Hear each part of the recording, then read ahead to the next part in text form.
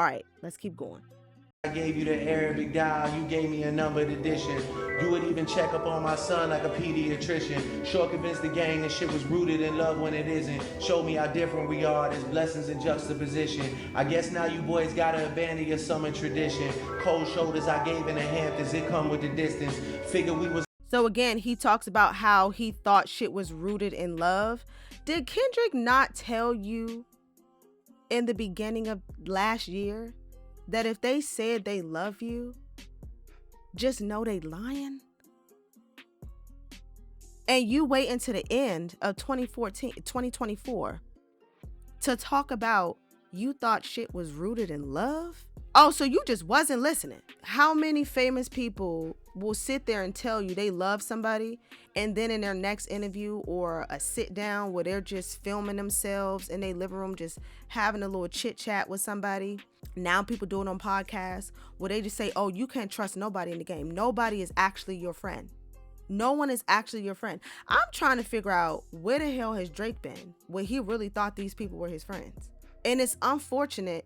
It's really unfortunate because it's like, well, if other famous people in the industry can't be your genuine friend, then who the fuck can be your friend?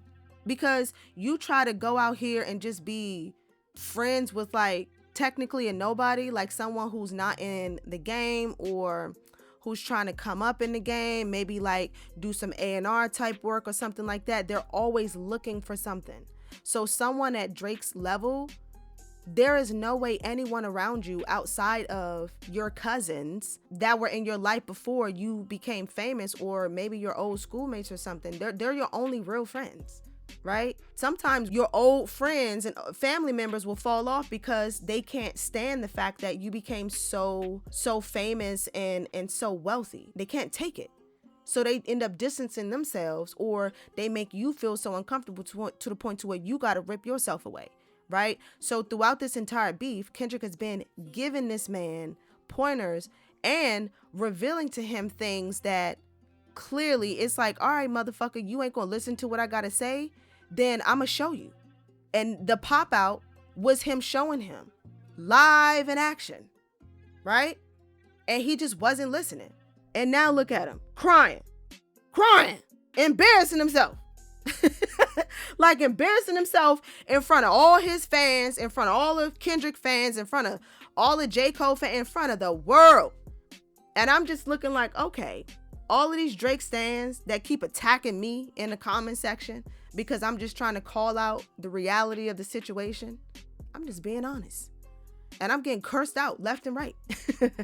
You know? So it's like, damn, y'all be going hard. And then the next day, something comes out, or Kendrick drops a diss that ends up demolishing what they were defending the previous day, and they act like this shit had never happened. I mean, delusional on 1,000. Now, granted, I don't want to turn off any Drake fans. I really, really, really like Drake's music. But at the end of the day, I have disliked Drake as a person for a very long time. But I respect his artistry and I respect his music. But a lot of the shit that Kendrick was talking about, he was on 100 when he said that I'm what the people feeling. No, he was right, because everything he said validated everything I have been saying for years. Even about the album Fall the Dogs. Every time someone talked about that album, I'm like, what you mean, Fall the Puppies? Because that's what it was for. Fall the Puppies, that's what he should have named it. That album was targeted towards children. It wasn't targeted towards adults. It was targeted towards youngins. I've been on that tune, and Kendrick literally said everything that I have been saying this entire time for years. But no one wanted to say anything, and I was hey, I'm not about to fight nobody in the comment section so people can call me a hater, because I respect the man's hustle. Every time he came out with a song, yeah, I'm dancing too, right? Because he makes great music, but he sucks as a person. But I digress. Let's move forward. When he talks about the cold shoulder in the Hamptons, and he's talking about people abandoning their summer traditions, he's talking about, for one, LeBron and his crew and Drake, they all used to vacation, I guess, on the same island or at the same vacation spots. So I guess he trying to say, well, you're not welcome here no more? Is that what that means, Drake?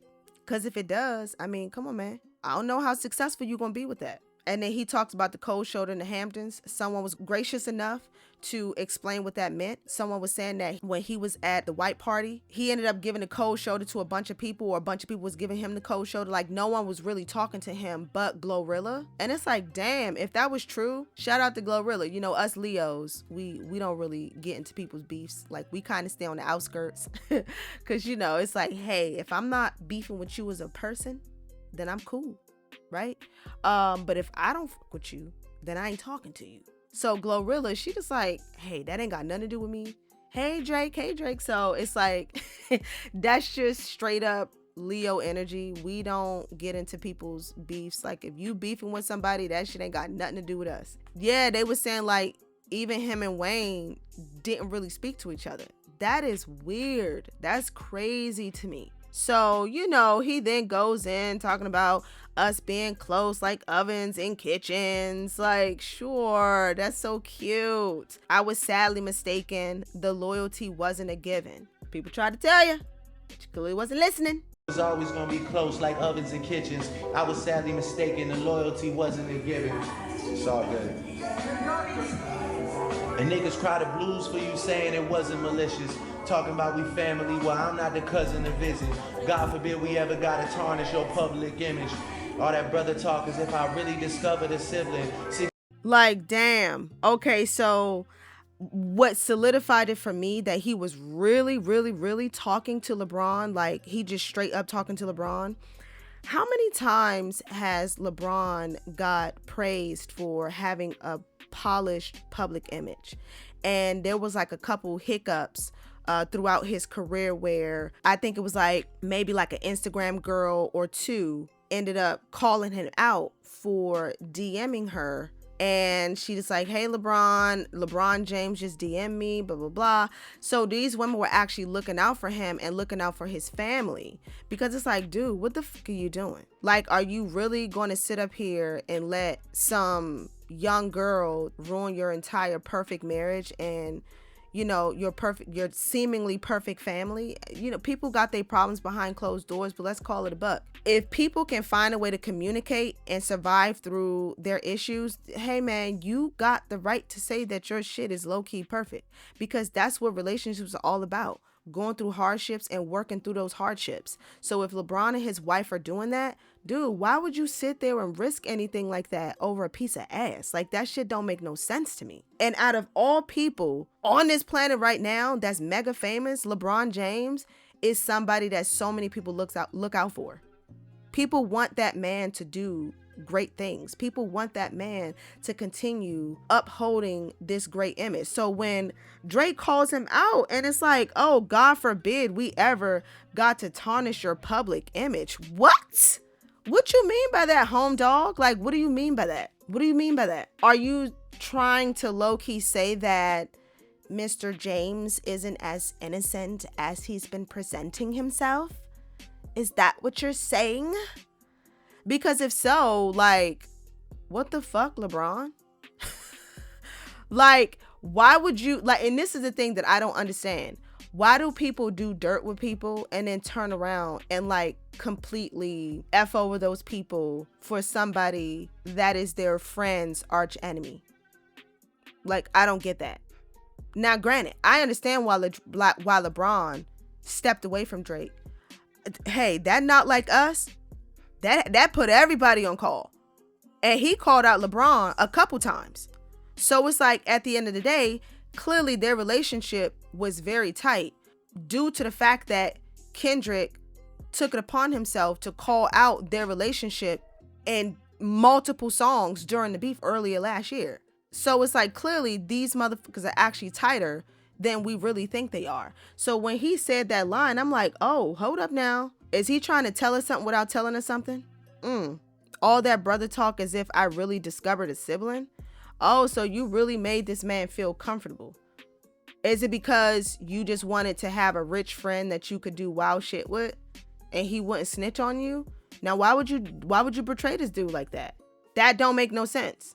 And it's like, granted, everything that Kendrick said, the whole PDF file stuff and him talking to young girls, the last thing you want is to be seen with Jeffrey Epstein 2.0. We don't really know what Drake got going on. Dude is not, he on some weird stuff. And if you haven't been seeing it over the last couple years, or at least over the last 5 years, like, it's been very apparent that this dude has been on some other shit the last 5 years. Like, if you haven't been seeing it, you just been asleep.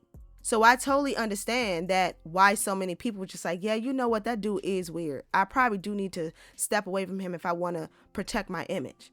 Totally, completely understandable. But it's like, at the end of the day, you gotta remember that if y'all were Vegas buddies, as you know, what happens in Vegas stays in Vegas. So if y'all were Vegas buddies, you don't ever betray your Vegas buddy. Okay? Okay? Especially if it involves a lot of dirt that you don't want to become public. I digress. 6 degrees, my memories retrieving our humble beginnings. Niggas wanted trouble, grabbed a shovel and dug up some ditches. Cover my body in dirt, but that wasn't me. That wasn't me. Clearly he done did some dirt with some of his friends. And I feel like that's what he's alluding to here. We're not going to know. We may end up finding out because I feel like 2025 is on to a horrible start for a lot of people. And I don't think anyone is safe. Just like no one was safe back in 2024. I think the trend is going to continue. And I mean, shit, California is on fire right now. Literally. A large portion of the country is burning down. The Hollywood sign had flames blazing behind it. Just the imagery of that is insane. So I can only imagine what this man meant by digging ditches and shovels and all this. Like, what? I could only imagine the shit that they got into, that he's hurt over, and he's trying his hardest not to say shit. It's like, to me, it feels like, oh yeah, you know, I'm just going to take the high road. I'm hurt and I'll never let you do this to me again. But you know what? You ain't even worth it. I'm going to take the high road. LeBron better hope that man take the high road. That's all I got to say. That's all I got to say. Moving on. That was a body double and we've done dozens of switches.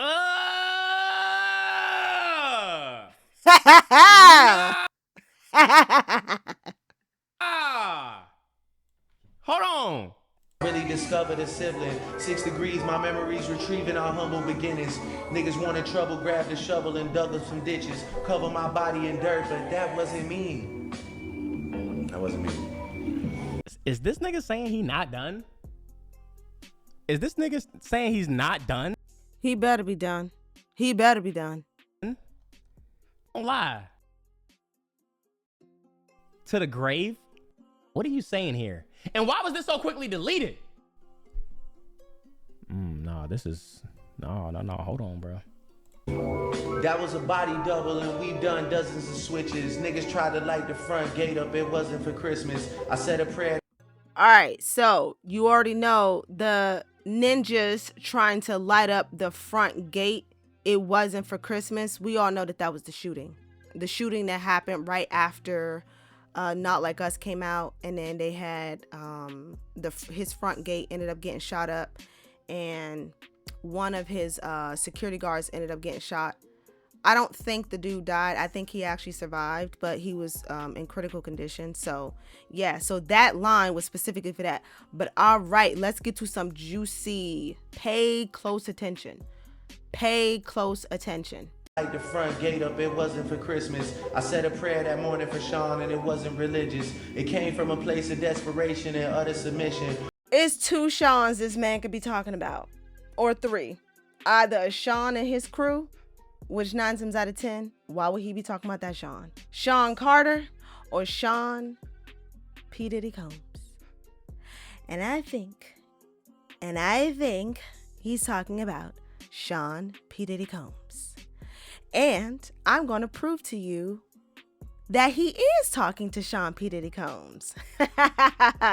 So this first line out the gate, he said, I said a prayer that morning for Sean and it wasn't religious. What y'all think that mean? If it wasn't religious, then what could a prayer be if it's not religious? That means that you wishing on their downfall. That means that you're hating on them. That means that you're praising God that they're getting everything that they deserve. Hey, that was a bar right there. I said a prayer for so-and-so and it wasn't religious. I'll give him that, because every prayer is a religious prayer as long as it's done in good faith, right? But if you're out here doing prayers for people that's not religious, then that means that you praying on their downfall. I guess he got what he wanted. Or he's happy to see that this man is being brought to justice. But why? That's the question. Why?